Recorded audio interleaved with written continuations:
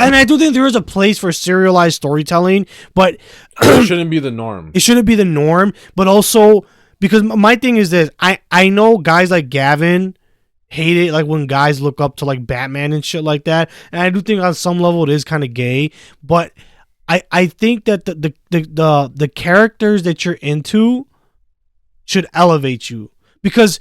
And even Nick has said this about Fight Club. Like, if you identify with Tyler Durden or whatever, the narrator from Fight Club, if you identify with, I'm gonna say it, the Joker, Joaquin Phoenix's Joker, Taxi Driver, what's your Nightcrawler? Is that another loser character? I've never seen that movie. Nah, I've never seen it either. Okay, if you identify with those characters, even Spider-Man on some level, then you're kind of admitting that you're a loser. You're like subconsciously admitting you're a fucking loser. That's why you identify so much with these characters. I want to be like Indiana Jones, swashbuckling hero, fucking gets all the girls, figures out everything. He's smart as fuck, Even Spider-Man, he was a deconstruction of like this, like general superhero at the time.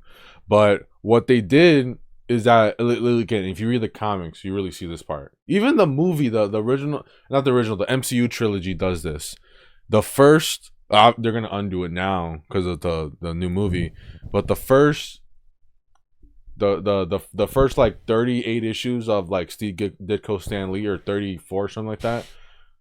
It's all about him becoming the superhero, and then issue 38, I think. Have you ever seen this image where he's like underneath like a well and he's like being pushed down? Yeah. It's If This Be My Destiny. Yeah, I know that's the one where he understands his fate, or he understands who he needs to be as a superhero. That was the point. And then oh shit, then Ditko does like a couple issues afterwards, and all he's just being a superhero. He knows who he is. He knows who he needs to be. So what you're saying, because I only read the first ones from that first book. Yeah. Are those 10 issues? Yeah, those are 10 issues. Okay, I only read those 10 issues of Steve Ditko and Stan Lee. But so you're saying that the first 39 or 37 issues, he's just like fucking off, basically?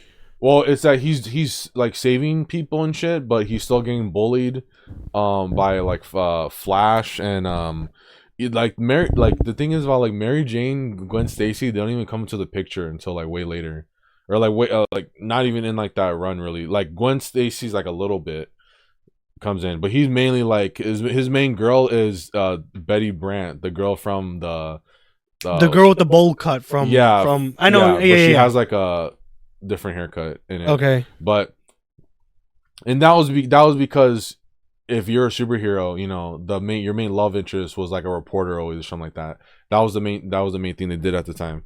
But he like keeps on doubting, and he keeps on doubting like if he should be a hero, and he's like going over like the grief of like still like of Ben? Like Uncle Ben and everything. But then and after that story, I forgot how. I think he's like fighting someone, like Dr. Octopus or whatever, and then he gets it like something collapses and he gets stuck under that like sewer or whatever. And then in that issue, he basically like overcomes everything. And then after that, basically all like the drama of Spider-Man is over, and he's just like that guy, and he's just getting into adventures, all that. And then Steve Ditko leaves, because Steve Ditko, again, he was basically the co-writer of Spider-Man. But I think at that point he was basically the writer, and then Stanley would just like was it you or someone said that in like the second or third issue of Spider-Man, he calls him Peter Palmer just to fuck with Stan Lee to see if he actually reads his scripts. That was probably someone else, but yeah, someone also he writes Superman instead of Spider-Man.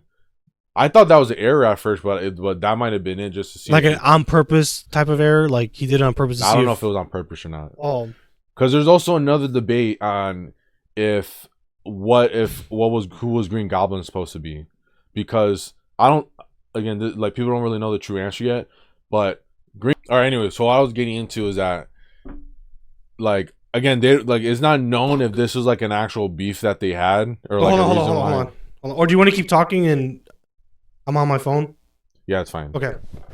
So it's not known if this was like the reason why, but people think it's one of the reasons. So in the original issue, Steve Ditko, Stanley Spider-Man, mainly, you know, Steve Ditko kind of carrying the story creatively. When Green Goblin shows up, he's basically just like the Joker. He's just like this guy that's like starting mischief and all this stuff. And that was kind of it with his character, because I think the thing with Ditko is that because he believed in like objectivism and all this stuff, that he just wanted the characters to be bad. There's no like if, ands, or buts about it. It's just like, no, the character is a bad guy. That's all we need to know about him. Now there allegedly Stan Lee was the one who was like, no, he needs to be Harry Osborn's father, so he needs to be Norman Osborn. Oh, I heard about that. Yeah, that they didn't know who even. He was just a random guy. Yeah, if anything, he was like the Joker. He was just like a Goblin? guy Green Goblin. Oh, okay. If anything, Green Goblin is like a take on the Joker. If you want to put, not a lot of people don't even notice that now because it's like so far removed that like you don't even think about that. But why?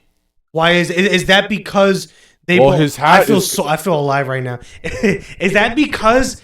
Is it because like Joker turned into this like?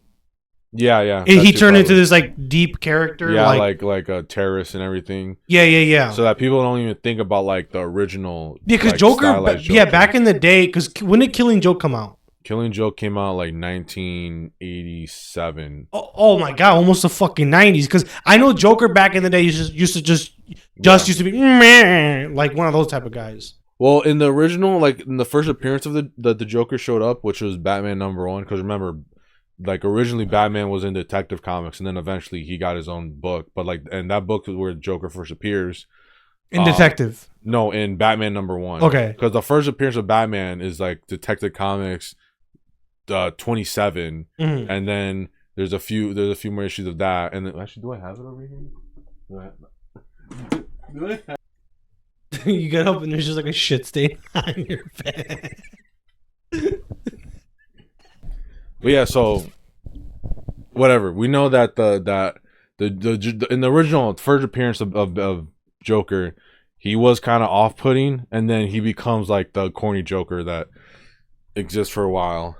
Same thing with Batman. Batman was like dark, and then a few issues later, he basically once they bring in Robin, he starts becoming more lighthearted. Campy? Yeah. But what was it getting into? Because you said that because we're talking about serialized storytelling and how it doesn't really work, and how Spider-Man was the first of its kind. Yeah. So during so basically Green Goblin was like another take on the Joker. I think that's what the original, because they were both at the time, they were both like man type of characters. And also the thing with the Joker was that now they did too, which fucking sucks too. Is that they had to explain who the fucking Joker is. I don't like that. I mean, well, hold on, wait. Yeah, because did I give you 3 Jokers? Did you read that? Batman 3 Jokers. I think I read it. Yeah, so I don't know if I still have it. The problem with that, no, because I let you borrow them. Okay, I read them. So in that one, they explain it.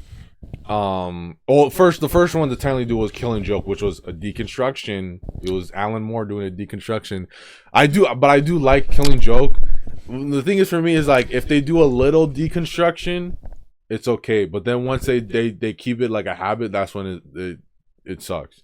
But in Killing Joke, they do like the little origin. It's like half kind of an origin story for the Joker, like the character, and you see that he was like some guy and like that got like in trouble with the mob, so then he got pushed into the chemicals and everything. And then that's how he becomes this crazy like terrorist Joker guy. But in that story, it's also like you gotta because it's supposed to be the Joker's point of view. He's kind of like the unreliable narrator, so you don't know. That might be the origin, but you don't really know. Oh, that's an interesting. But take. then in Batman 1989 the movie by Tim Burton, okay, this was fine because it was a movie. It wasn't the main thing. They say it was like the guy who killed Batman's parents was is the Joker. So then that because I guess because that was the one thing that was good about the Nolan Joker was that he was just like almost like a force of nature. Yeah, right? force. He just came Like, out of. he just came out of nowhere. There's no origin or anything like that. Now, if we really want to know, imagine they make like a backstory to Heath Ledger's Joker, and you find out he's like trained by Mossad and everything. That'd be the only way that would be the only way that his Joker would I like exist. him being just a force of nature. Let's just stick with that. Because if you knew that, you would get too deep into everything else. Yeah. But that's how he wanted to keep Green Goblin. See, at least that's what they say. But then Stan Lee was like, "Oh, we need to have him because Harry Osborn, he only shows up like once Peter Parker goes to college." Because Spider-Man's in high school for most of those original issues, and then he starts going to college, and then that's when they introduce Harry Osborn and Gwen Stacy. So, allegedly what happened was that the big debate was like Stan Lee said I want him to be Norman Osborn. I think they showed Norman Osborn too. I might be wrong, but he showed him, and then they were like, yeah, they're like, no, because I need to keep it my way. And then again, allegedly they said that's how the split happened, is that there was a disagreement on where, the story where yeah, even the overall story, because after I think like a few issues after Steve Ditko left, that's when John Romita took over. John Romita Sr. He took over. So like the first couple issues is like he's like just pretending to draw like Ditko, I think. The Ditko had a very stylized like way of drawing Spider-Man, but then eventually John Romita comes into his own. All right. But what else are they saying? You said that Steve Ditko. So that was the oh yeah. So after when John Romita took over, the first few issues, he's trying to like ape Ditko's art style, because at the time, like when an artist would replace someone in a comic, it wasn't like, oh, like I'm just gonna draw how I draw, like how it is now. Mm-hmm. Not when it was like that time, it was like, no, you need to draw like the previous artist. You need to stay in that style. But then eventually he developed his own style, and then like that literally after that, that's when they introduced MJ, because before that MJ was like, I think, what was it? This is another funny thing about Spider-Man. Like, they were like, Aunt May was trying to get him into an arranged marriage. What the fuck? But like, you wouldn't. That's like, this is one of those things back in the day that happened. But like, you wouldn't think it happened now. He was literally trying to get him into arranged marriage with Mary Jane, and then he was, whenever she said it, she was like, yeah, whatever, okay, because he thought he was setting her up with some like whatever, some ugly girl. And because Mary Jane, like in the movie, Mary Jane's like right next to him in their house. So they're like, actually, you want to watch the Spider-Man, the 35mm one? Yeah, we should just watch that one later instead, because I did tell me it's worth it. But what are they saying? Oh yeah. So like, whenever they would show Mary Jane, it would be like they had like a photo of Mary Jane, and like but like her face is being covered like by a flower or something. That's how Ditko would draw Mary Jane, because he was just like, yeah, whatever, like. He just assumed that whatever Aunt May is saying, oh, girl, you gotta get with Mary Jane, blah blah. He just thought it was like a joke or whatever. Like, I don't really care about that. Then Romita takes over with Stan Lee, and I assume once he took over, Stan Lee started getting like putting his foot down on like the story ideas. I don't think creatively, maybe artistically more, but I don't think creatively Romita had a lot of input in the stories. That's when they finally reveal Mary Jane. And then he opens, that image, he opens a door, and then she's like, oh, you hit the jackpot, and he's like, oh shit, I didn't know you're actually hot. So literally they creatively, Steve, like, it changes. But what I was getting at again is that the first pretty much chunk of Steve Ditko's run is basically setting up like the character who Spider-Man's supposed to be, and then after that he's like, he's there, he's that superhero, he's that guy, and then that's really what was supposed to happen. That was how it was supposed to stay.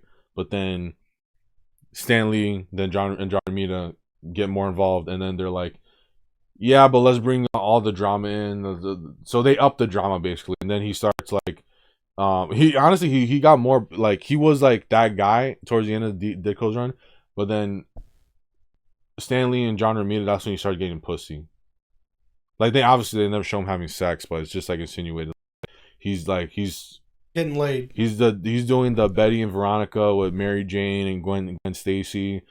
Gwen Stacy's like getting with Harry, but she doesn't really like him. Damn. Blah blah blah. Like it just started becoming like freaking soap opera. But he's still that guy at the end. So that's what I was getting into, is that you, especially that's what I like about Western superheroes, is that you can get into them and then you can get out if you want to, but you know that the character is going to be consistent. Because the problem with all these people who fucking only read manga is that they're like, oh, he got to develop. He needs to have a family. He needs to he needs to have a bunch of kids. He needs to have a bunch of kids doesn't care about like Goku. So then that's how we get like all these DC characters, all these big ass families. I'm like, I don't have a problem with it, but still, like, it works when it works, but it's just it's overdone. Like the idea of the deconstruction is just overdone already. We're deconstructing the idea of deconstruction. Yeah, but and you know, and it's funny because I never knew what to blame it on, other than like, I think the main problem is really serialized. Well, that's what I was gonna say. I didn't know what to blame it on. Because you can deconstruct things, but as long as you know at the end that you got to go back to how they're supposed status to be, quo. Yeah, then that's fine. Because like in Killing Joke, well, Killing Joke is if you read Killing Joke, you can either think of it as like he kills Joker at the end. And then, so when he does that, he basically breaks the rule. When they're laughing. If he killed the Joker, that's the end of Batman, because he broke the one rule that he's supposed to follow. But if he just slapped him or punched him or whatever, then this is just another story that happens in Batman's ever-longing adventures. And it just so happens that what's her name dies. That's really the only thing where it really changes anything. Because if you just take Killing Joke, is like, okay, this is the one day where Joker goes off the goof, and that's it.